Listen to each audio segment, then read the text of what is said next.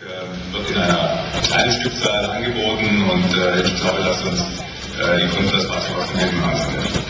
356 Exemplare werden wir produzieren.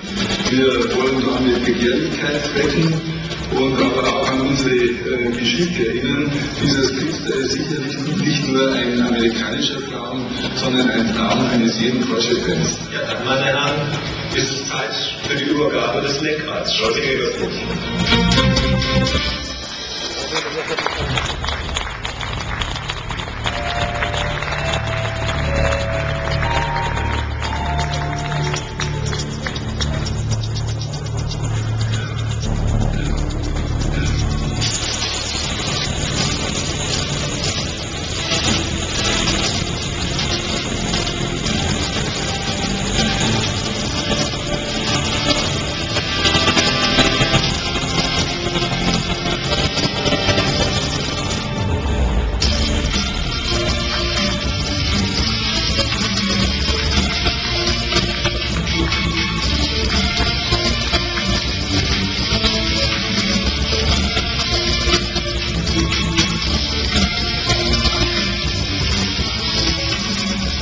Ladies and gentlemen, please welcome Michael Mark and Matthias Müller.